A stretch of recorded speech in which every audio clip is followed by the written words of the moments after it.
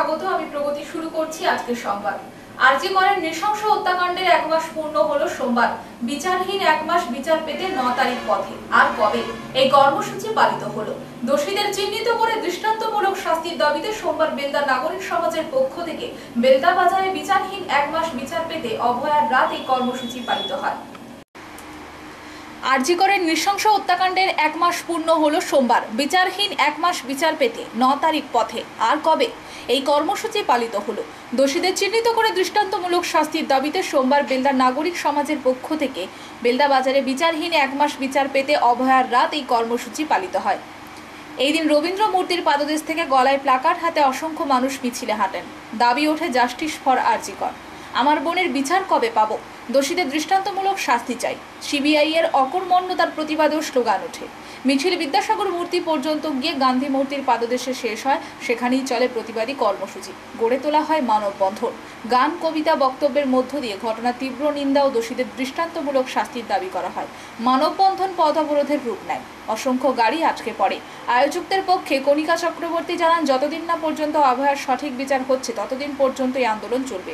বিচারের নামে প্রহসন বন্ধ হোক।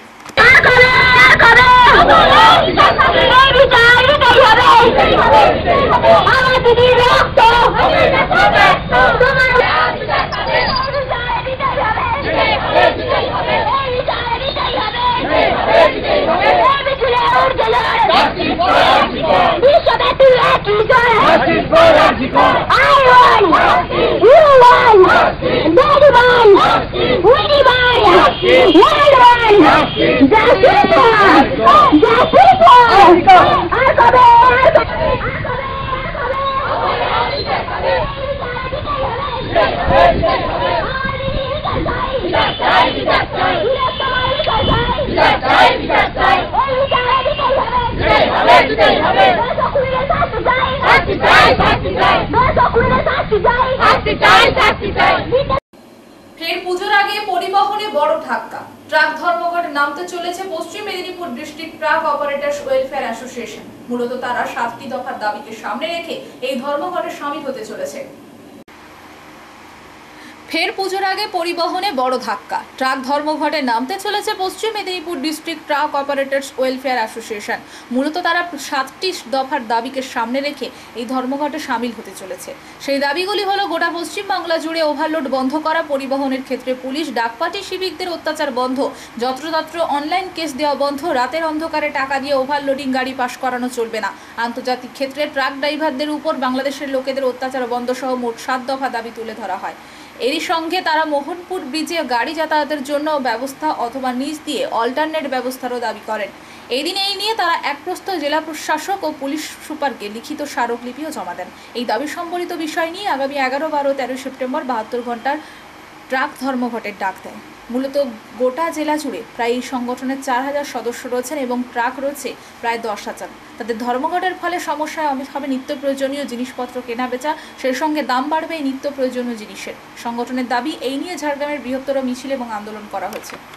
আমরা 7 দফা দাবির ভিত্তিতে সারা রাজ্যব্যাপী পরিবহন ধর্মঘটে যাচ্ছি। মূলত যেভাবে পশ্চিমবঙ্গ জুড়ে ওভারলোডিং আজকে প্রতিনিয়ত গলিতে গলিতে ওভারলোডিং যাচ্ছে এবং সেটা সরকার দেখেও না দেখার ভান করছে, এটা আমাদের 1 নম্বর দাবি আছে। দ্বিতীয়ত আমাদের দাবি আছে, যেভাবে পুলিশ, ডাকপাটি, সিভিক ভলেন্টিয়ার রাস্তাঘাটে যেভাবে আমাদের পরিবহনের উপর অত্যাচার চালাচ্ছে, এই অত্যাচার আমরা মেনে নিতে পারছি না, আমরা নিরুপায় হচ্ছি। এবং তাছাড়াও বেসরকারি ওয়েবিজ সংস্থাগুলি যেভাবে 236 টাকা ওজনের নাম করে নিচ্ছে, এটা আমরা একটা ভয়াবহ দিক দেখতে পাচ্ছি। আপনারা জানেন যে আমরা যেখানে লোড করি গাড়ি, সেখানে লোড করার জন্য গাড়ি কাটা করি এবং যেখানে খালি করি সেখানেও ওজন করি, খালি করি, কিন্তু সরকার ওজনের নাম করে প্রতি জেলাতে 236 টাকা করে নেওয়ার একটা ব্যবস্থা হয়েছে। তো আজকের ডেটে যদি ঝাড়গ্রাম থেকে মালদা যাওয়া যায় 6টা জেলাতে, এইভাবে ওজনের নাম করে সরকার আগামী দিনে হয়তো 1,500 টাকা আমাদের একটা অতিরিক্ত খরচার দিকে যাচ্ছে। এছাড়াও আমাদের যে দাবি আছে, এমভিআই অত্যাচার, রাস্তাঘাটে এমভিআই রে যেভাবে অত্যাচার করছে অহেতুক কোনো কারণ ছাড়াই, বিভিন্ন কারণ দেখেই আপনার একটা কখনো জরিমানা করছে, কখনো আর্থিক দুর্নীতি বা আপোষের রাস্তায় আসছে। এছাড়াও এই যে অফিসগুলি, আমরা এর আগেও বহুবার জেলা শাসক এবং আরটিওর কাছে আমরা জানিয়েছি যে অফিসে মূলত দুর্নীতি চলছে, লুট চলছে, এই লুটগুলো বন্ধ করতে হবে। এছাড়া আমাদের দাবি আছে যে 15 বছরের গাড়ি যেগুলো আমাদের আছে ওগুলোকে অবিলম্বে 20 বছরের সময় দিতে হবে। আচ্ছা, তাছাড়াও আন্তর্জাতিক বাণিজ্য ক্ষেত্রে যেভাবে ট্রাক ড্রাইভারদের, আমাদের ভারতীয় ট্রাক ড্রাইভারদের উপর বাংলাদেশি লোকেরা অত্যাচার করছে, এটা বন্ধ করতে হবে। এছাড়া বিএলএনআর এবং ল্যান্ড দপ্তর যেভাবে আপনার 1 লক্ষ টাকা প্রতি গাড়িতে ফাইন করছে অহেতুক। আপনারা জানেন প্রত্যেকেই যে আমাদের পশ্চিমবঙ্গে নো এন্ট্রির জন্য সর্বসেরা। এই নো এন্ট্রিতে আমরা গাড়ি চালাতে পারছি না, উপরন্তু ওনাদের টাইমের সময়সীমা খুব কম দেয়, যার ফলে আজকে আমাদের দুর্ঘটনা বাড়ছে এবং আমাদের ফাইনের রাস্তাও কিন্তু একটা সরকার এখান থেকে রাজস্ব বহু পরিমাণ নিচ্ছে এবং অহেতুক। এই টাইমটা আমাদের শিওর অবিলম্বে বাড়াতে হবে। এছাড়া আমাদের এই জেলার সর্বোচ্চ দাবি যেটা মোহনপুর ব্রিজ, যা দীর্ঘ 3 বছর হয়ে গেল অবরুদ্ধ, আজ পর্যন্ত কাজ তার শুরু হলো না। আমাদের দাবি অবিলম্বে মোহনপুর ব্রিজ সব রকম যানবাহনের জন্য খুলে দিতে হবে, নতুবা নিচে রাস্তা করে দিয়ে আমাদের যান চলাচলের ব্যবস্থা করে দিতে হবে। 72 ঘন্টা কি ধর্মঘট? আমরা এই সমস্ত কারণেই 11, 12 ও 13ই সেপ্টেম্বর সারা রাজ্য জুড়ে 72 ঘন্টা ট্রাক ধর্মঘটের ডাক দিয়েছি। এবং শুধু এখানেই নয়, আগামী দিনে সরকার যদি আমাদের এই দাবাগুলি না মেনে নেয়, পুজোর আগে আমরা লাগাতার ধর্মঘটের দিকেও যাব। প্রদীপ মন্ডল, সম্পাদক, Paschim Medinipur district truck operators welfare association. আজিকরের ঘটনায় 30 দিন পরেও ঘটনার অভিযুক্তকে তা প্রমাণিত হলো না। সিবিআই কোনো রায় দিতে পারছে না। 30 দিন পরেও অভয়ার বিচারের দাবিতে সারা রাজ্যের সঙ্গে সঙ্গে পশ্চিম মেদিনীপুর জেলার বিভিন্ন স্থানে রবিবার রাত থেকে সোমবার দিনভর আন্দোলন জারি রাখলো বিভিন্ন সংগঠন। বিশেষ করে এই দিন বিকেলে রানীসরাই এলাকায় গ্রামের মহিলা থেকে শিশু সবাই বিচারের দাবিতে রাস্তায় নেমে প্রতিবাদ জানান। পাশাপাশি বেলদা এলাকায়ও চলে বিচারের দাবিতে স্লোগান, গান, কবিতা। পিছিয়ে নেই গ্রামের মানুষরাও। খুরশি এলাকায়ও গ্রামের মহিলারা রবিবার রাতে অভয়ার বিচারের দাবিতে তারা মোমবাতি মিছিল করেন। আন্তর্জাতিক ক্ষেত্রে আন্দোলন ছড়িয়ে পড়েছে, বাংলাদেশে আপনারা সোশ্যাল মিডিয়ায় দেখেছেন আজকে যে বিশ্ব মানব বন্ধন এবং অভয়ার রাত যে কর্মসূচি ঘোষণা হয়েছে, সেই কর্মসূচিতে ভারতবর্ষের বাইরে আন্তর্জাতিক ক্ষেত্রে 100-রও বেশি দেশ এই আন্দোলনে সামিল হয়েছে। তাই আমি এখানে বলতে চাই, আমরা সেই আন্দোলনের অঙ্গীকার হিসেবে যে 30 দিন টানা এই ঘটনা ঘটে যাওয়ার পরে বিচার কোনো পায়নি অভয়া, কেন এই ডাল বাহানা, এই দাবিতে আজকে মায়েরা বিচার চাইছে, রাস্তায় দাঁড়িয়ে তারা বিচার চাইছে। যথেষ্ট অভয়ার বিচার কোথায়? আজকে শুধু এখানে নয়, আমরা বিদ্যাসাগর মূর্তি, বিদ্যাসাগর চকের পাদদেশ থেকে আমরা মানব বন্ধনের কর্মসূচি করেছি। বিচার দিতে হবে, না হলে আমরা কেউ বাঁচতে পারবো না। একটাই স্বর হবে, এখান থেকে আপনাদের অঙ্গীকার নিতে হবে, যতদিন না আমরা অভয়ার বিচার চাই আমরা আন্দোলন চালিয়ে যাব। এই প্রতিশ্রুতি আমাদের নিতে হবে। আমরাও সবাই এই অঙ্গীকার করি। আজকে শুধু এই মোমবাতি মিছিল নয়, আমরা দীর্ঘদিন এই আন্দোলন চালিয়ে যাব। কালকে সুপ্রিম কোর্টের শুনানি আছে, আপনারা জানেন। আমরা চাই কি বিচার দেয়, বিচার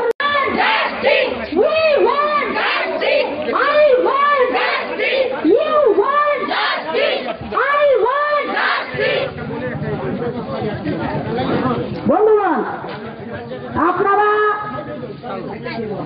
সংবাদ মাধ্যমে জেনেছেন এবং সোশ্যাল মিডিয়ায় আপনারা 30 দিন ধরে একটাই খবর আজকে আপনারা জানতে পারছেন যে আজিকরের বিচার চাই।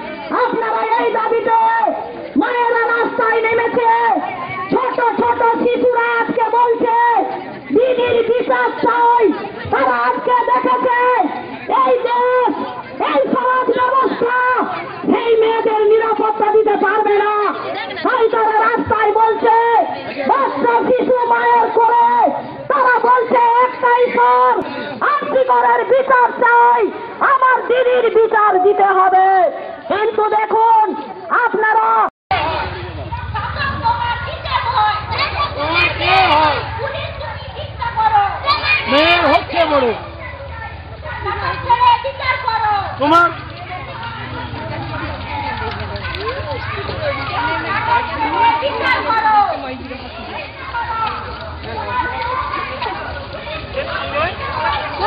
আপনাকে মাইকের আওয়াজটা আইছে দিন।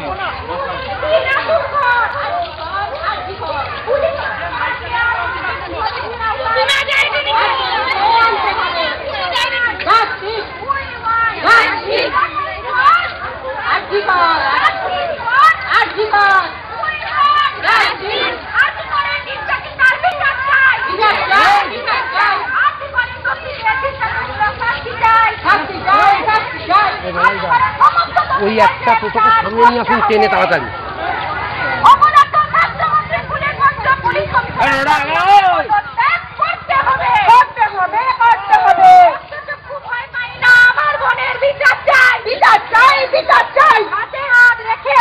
আমাদের বোনের বিচার চাই। ধর্ষক তোমার কে হয়? ধর্ষক তোমার কে হয়? পুলিশ তুমি চিন্তা করো, হচ্ছে বড়। পুলিশ তুমি চিন্তা করো, তোমার মেয়ে হচ্ছে বড়। নাটক ছেড়ে বিচার করো। আরজি করে মাথা ধরো, নাটক ছেড়ে বিচার করো। আরজি করে মাথা ধরো। দুর্নীতির আতুর কর, আরজি কর। দুর্নীতির আতুর কর, আরজি কর, আরজি কর। আনতে হবে, আনতে হবে।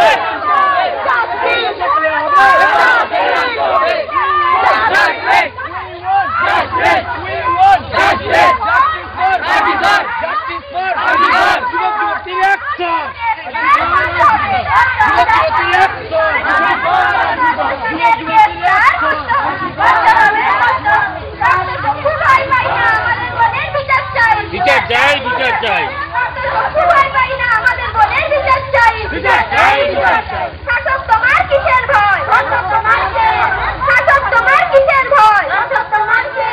পুলিশ তুমি চিন্তা করো, পুলিশ তুমি চিন্তা করো।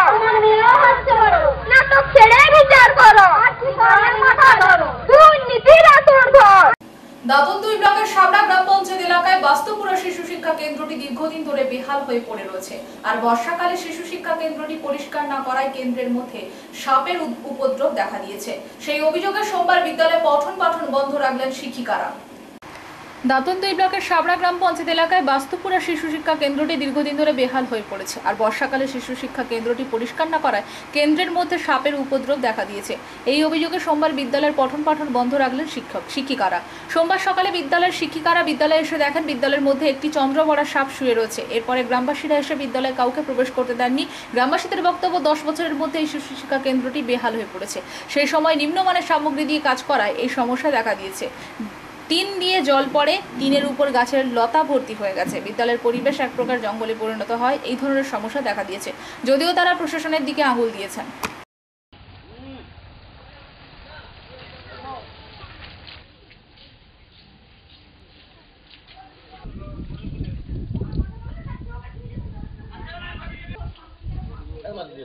দুটা কিস্তি, হ্যাঁ সেটি দেখান, সেটা দেখান। 20-12-13, 20-12-13 পার হচ্ছে নি।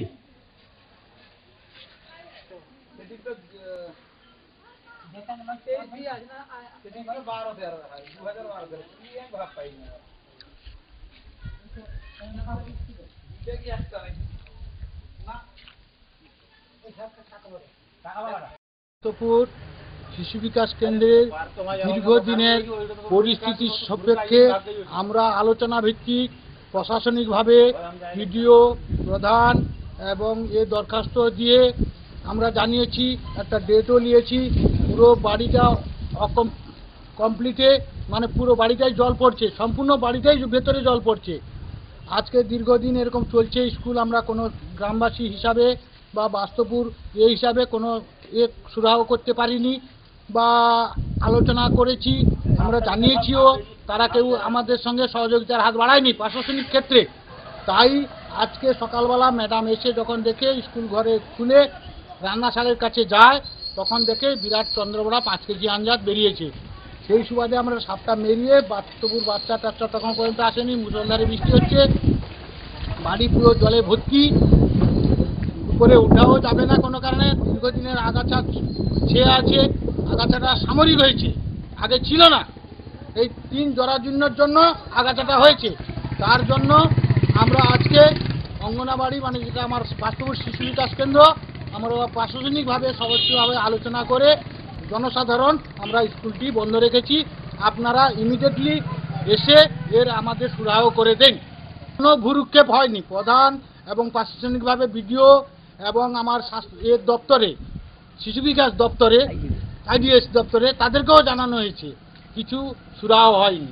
কিন্তু তা এ পর্যন্ত এতদিন পর্যন্ত আমরা স্কুল চালিয়ে এসেছি, আর আজ থেকে আমরা সেই স্কুল বন্ধ করে রেখেছি। মাত্র 50 টাকার জন্য ঝাড়গ্রামের জাম্বনি ব্লকের শানগ্রামে খুন হতে হলো এক যুবককে। আটক খুনের ঘটনায় অভিযুক্ত যুবক। 50 টাকার জন্য ঝাড়গ্রামের জাম্বনি ব্লকের শানগ্রামে খুন হতে হলো এক যুবককে। আটক খুনের ঘটনায় অভিযুক্ত যুবক। পাওনা মাত্র 50 টাকা, আর তার জেরে খুন হতে হলো বছর 18-এর এক যুবককে। এই ঘটনাটি ঘটেছে ঝাড়গ্রাম জেলার জাম্বনি ব্লকের কাপগাড়ি গ্রাম পঞ্চায়েত এলাকার শানগ্রাম এলাকায়। জানা গিয়েছে রবিবার রাত্রি 8টা নাগাদ জাম্বনি থানার 18 বছর বয়সী যুবক বুদ্ধেশ্বর সবরের সঙ্গে প্রতিবেশী লাদেন সবরের 50 টাকা পাওনাকে কেন্দ্র করে বচসা বাঁধে। বচসা চলাকালীন বুদ্ধেশ্বরের মাথায় লাঠি দিয়ে সজোরে আঘাত করে লাদেন সবর, যার ফলে মাটিতে লুটিয়ে পড়ে বুদ্ধেশ্বর সবর। স্থানীয়রা তাকে উদ্ধার করে ঝাড়গ্রাম মেডিকেল কলেজ ও হাসপাতালে নিয়ে গেলে চিকিৎসকেরা তাকে দেখার পর মৃত বলে ঘোষণা করে। অভিযুক্ত কিশোর লাদেন সবরকে আটক করেছে জাম্বনি থানার পুলিশ। জানা গিয়েছে কিছুদিন আগে বুদ্ধেশ্বর সবরকে 50 টাকা ধার দিয়েছিল লাদেন সবর। সেই টাকা না পেয়ে এদিন এই ঘটনা ঘটায় লাদেন সবর বলে অভিযোগ। তবে এই ঘটনাকে কেন্দ্র করে সোমবার এলাকায় ব্যাপক চাঞ্চল্য ছড়িয়ে পড়ে। তবে ঠিক কী কারণে এই ঘটনা ঘটেছে তা খতিয়ে দেখার জন্য জাম্বনি থানার পুলিশ তদন্তের কাজ শুরু করেছে। গতকাল কি হয়েছে? গতকাল পুটুল সবর শিশির সবরের 50 টাকা দিয়ে লড়াই গন্ডগোল হয়। তারপরে তাদের লড়াই গন্ডগোল হওয়ার পর শিশির সবর পুটুল সবরকে এক কাঠের খাদি দিয়ে মারে মাথায়। এই আঘাতে সে হসপিটালে মারা যায়। এইটুকুই ঘটনা জানা। এটা কোথায় ঘটেছে? সংগ্রাম ফুলগড় মাঝখানে। কি নাম আপনার? আপনার নাম? নাম মধুসূদন মল্লিক, বাড়ি আমি পঞ্চায়েত থেকে রাত্রিবেলায় আসি। গ্রাম পঞ্চায়েত প্রধানের নামে কুরুচিকর মন্তব্য ফেসবুকে পোস্ট। প্রশাসনের দ্বারস্থ হলেন প্রধান।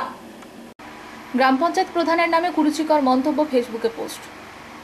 প্রশাসনের দ্বারস্থ হলেন প্রধান। জানা যায় শিক্ষক দিবসের দিন সন্ধিপুর গ্রাম পঞ্চায়েতের প্রধান আশরাফ গায়েন নিজ উদ্যোগে বেশ কিছু গ্রাম পঞ্চায়েত সদস্য সমাজসেবকদের নিয়ে সন্ধিপুর হাইস্কুলের শিক্ষক শিক্ষিকাদের সম্বর্ধনা জানান, আর সেই ছবি পোস্ট করেন নিজ ফেসবুক অ্যাকাউন্টে। সেখান থেকে পোস্টটি কপি করে তাজমুল মল্লিক তার নিজস্ব ফেসবুক প্রোফাইলে পোস্ট করে লেখেন, উনি হচ্ছেন আমাদের গড়বেতা 1 নম্বর ব্লকের সন্ধিপুর 2 গ্রাম পঞ্চায়েতের প্রধান।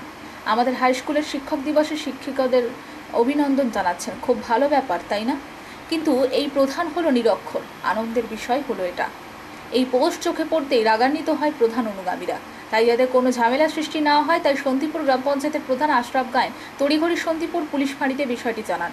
আশরাফ গায়েন বলেন, শিক্ষক দিবসের আগের দিন গ্রাম পঞ্চায়েত আমার কাছে এসে 2টি তিরপল দাবি করেন তাজমুল মল্লিক। প্রধান জানান, তোমার বারান্দা বাড়ি, তুমি তিরপল পেতে পারো না। সেই কারণেই তার পরের দিনই এহেন ফেসবুকে পোস্ট করেন তাজমুল মল্লিক বলে দাবি প্রধানের। সন্ধিপুর ফাঁড়িতে অভিযোগ করলেন, কার নামে এবং কেন? অভিযোগটা করেছি তাজামুল মল্লিক। আমি সন্ধিপুর হাই স্কুলে শিক্ষাকে দিয়ে কিছু কলম গোলাপ ফুল দিয়ে সম্বোধনা জানাচ্ছি, যেহেতু শিক্ষা দিবস। কিছু আমার সঙ্গে গ্রাম পঞ্চায়েতের কিছু সদস্য ছিল এবং বিশিষ্ট সমাজসেবী ছিল, এদিকে দিয়ে এসেছি। এসার পরে গ্রাম পঞ্চায়েতকে এসেছি। এসার পরে আমাকে একটা খুব ভাষায় যে অশিক্ষিত বলে আমার নামে কুৎসা ছড়িয়ে দিয়ে আমাকে ভেড়া চিহ্ন দিয়ে চিহ্নিত করেছে। আমাকে সেটাকে খুব খারাপ লেগেছে, সেই জন্যই আমি পুলিশ ফাঁড়িতে তার নামে কমপ্লেন করি। কি সে কি তৃণমূলেরই কর্মী? না, তৃণমূলের কর্মী। সে বিভিন্ন লটের সঙ্গে যুক্ত আছে। এর আগের দিনে আমার সঙ্গে তিরপল খুলতে এসেছে, বললো আমাকে 2টো তিরপল লাগে। আমি বললাম, তোমার বারান্দা ঘর, তুমি তিরপল যুক্ত লয়, তোমাকে দেওয়া যাবে। সেই কারণেই কি এভাবে? কারণে এটা আমার ঘটনাটা রুটিন। কি ব্যবস্থা প্রশাসনিকভাবে নিচ্ছে? প্রশাসনকে বলেছি, প্রশাসন তার ব্যবস্থা নিবে। আমি নিজেকে কমপ্লেন করেছি, কমপ্লেন করে আমি এসেছি। এবার এটা আইনত প্রশাসন নিবে, যাতে আইনত ব্যবস্থা প্রশাসন লায়। সেই জন্যই সন্ধিপুর হাইকোর্টে ইন্টার মহাশয়কে আমি আবেদন করেছি। আপনার নাম? আমার নাম আশরাফ গায়েন। আমি সন্ধিপুর 2 নম্বর অঞ্চলের প্রধান, থানা গড়বেতা, জেলা পশ্চিম। একাধিক দাবি তুলে ধরে সোমবার বিকেল 3টে নাগাদ স্মল সেভিংস এজেন্ট ইউনিয়নের পশ্চিম মেদিনীপুর জেলা কমিটির তরফে ডেপুটেশন দেওয়া হলো স্মল সেভিংসের পোস্টাল ডিপার্টমেন্টের মেদিনীপুর ডিভিশনের ডেপুটি ডিরেক্টরের কাছে। একাধিক দাবি তুলে ধরে সোমবার বিকেল 3টে নাগাদ স্মল সেভিংস এজেন্ট ইউনিয়নের পশ্চিম মেদিনীপুর জেলা কমিটির তরফে ডেপুটেশন দেওয়া হলো স্মল সেভিংসের পোস্টাল ডিপার্টমেন্টের মেদিনীপুর ডিভিশনের ডেপুটি ডিরেক্টরের কাছে। মেদিনীপুর শহরের রাঙামাটিতে অবস্থিত পোস্টাল ডিপার্টমেন্টের স্মল সেভিংস শাখার ডেপুটি ডিরেক্টর বা উপ অধিকর্তার কার্যালয়ে গিয়ে স্মল সেভিং এজেন্ট ইউনিয়নের অধীন পোস্টাল এজেন্টরা নিজেদের দাবিপত্র বা স্মারকলিপি তুলে দেন ডেপুটি ডিরেক্টরের প্রদীপ হালদারের হাতে। প্রতিদিনের আদায়কৃত টাকা জমা দেওয়ার ঊর্ধ্বসীমা 20,000 থেকে বাড়িয়ে 50,000 টাকা করা, কমিশন বৃদ্ধি করা, এলআইসি বা অন্য সংস্থার মতো পোস্টাল এজেন্টদের ক্ষেত্রেও অটো রিনিউয়াল পদ্ধতি অবলম্বন করা এবং কাজের ভিত্তিতে অর্থাৎ টাকা কালেকশনের পরিমাণের উপর নির্ভর পুনরায় রিওয়ার্ড বা পুরস্কার দেওয়ার প্রথা চালু করার দাবি জানানো হয় এই দিনের এই ডেপুটেশন কর্মসূচির মাধ্যমে। দাবি বলতে আমার সব মেদিনীপুরের এজেন্ট, পোস্টাল এজেন্ট, এখন এখানে যারা এজেন্ট আছেন এমপি, কেবি, ওআই এজেন্ট আছেন, এসএস এজেন্ট আছেন, ঠিক আছে, ওনারা পোস্টালের সঙ্গে কাজকর্ম করছেন। আর পোস্টালের যে বিভিন্ন স্কিমগুলো আছে সেগুলো ওনাদের মাধ্যমেই সেগুলো কার্যকরী করা হয়, যেগুলো টাকা করি যেগুলো জমা দেওয়ার ব্যবস্থা ওনাদের মাধ্যমেই হয়। তো ওনাদের কিছু অসুবিধা আছে, কাজকর্ম করতে গিয়ে কিছু অসুবিধা হচ্ছে, সেগুলোকে আমাকে সলভ করতে হবে। তো এটা আমি হায়ার অথরিটিকে দেব যাতে এটা যত দ্রুত এটা মেটানো যায়, এইটুকুই। ঝাড়গ্রাম জেলার বিনপুর 1 নম্বর ব্লকের রামগড় গ্রাম পঞ্চায়েত কার্যালয়ে সলিড ওয়েস্ট ম্যানেজমেন্ট ইউনিটের উদ্বোধন হলো সোমবার। ঝাড়গ্রাম জেলার বিনপুর 1 নম্বর ব্লকের রামগড় গ্রাম পঞ্চায়েত কার্যালয়ে সলিড ওয়েস্ট ম্যানেজমেন্ট ইউনিটের উদ্বোধন হলো সোমবার। ভারত সরকার প্রদত্ত দেশ শিরোপা পুরস্কার প্রাপ্ত মিশন নির্মল বাংলা প্রকল্পকে সামনে রেখে এলাকার পরিবেশকে পরিচ্ছন্ন করে রাখার জন্য সোমবার ঝাড়গ্রাম জেলার বিনপুর 1 নম্বর ব্লকের রামগড় গ্রাম পঞ্চায়েত কার্যালয়ে সলিড ওয়েস্ট ম্যানেজমেন্ট ইউনিটের শুভ উদ্বোধন অনুষ্ঠানের আয়োজন করা হয়। ওই প্রকল্পের উদ্বোধন করেন ঝাড়গ্রাম জেলা পরিষদের সহসভাধিপতি অঞ্জলি দোলাই। এছাড়াও উদ্বোধন অনুষ্ঠানে উপস্থিত ছিলেন ঝাড়গ্রাম জেলা পরিষদের শিক্ষা দপ্তরের কর্মাধ্যক্ষ সুমন সাহু, জেলা পরিষদের কর্মাধ্যক্ষ পুনামি হাসদা, রামগড় গ্রাম পঞ্চায়েত প্রধান লক্ষ্মী রানী বা বিনপুর 1 ব্লকের বিডিও সহ অন্যান্য নির্বাচিত জনপ্রতিনিধিগণ।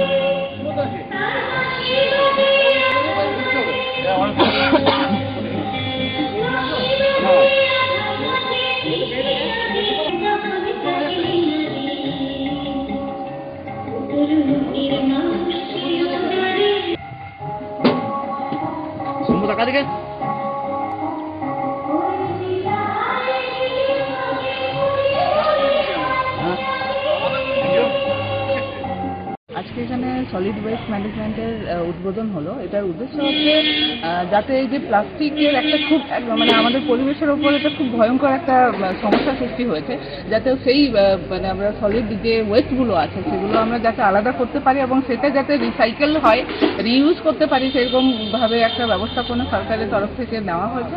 এবং আজকে রামগড় গ্রাম পঞ্চায়েত সেটারই সেই উদ্যোগে আজকে উদ্বোধন করা হলো। আর গ্রামবাসী এবং আমাদের সাধারণ মানুষ যারা রয়েছে আমাদের জনপ্রতিনিধিদের মাধ্যমে যাতে প্রচারটা হয়, যাতে আমাদের পরিবেশ দূষণ মুক্ত একটা মানে গ্রাম থেকে শুরু করে আমরা পুরো আমার দেশকে তৈরি করতে পারি, সেটারই এই উদ্যোগগুলো। আর এবং মানে অবশ্যই এটা শুধু একজনের কাজ নয়, এটা গ্রাম থেকে আমরা শুরু করবো এবং যাতে আমরা দেশকে এই দূষণ মুক্ত করতে পারি, এটারই প্রচেষ্টা এটা। সংবাদ এই পর্যন্ত, নমস্কার।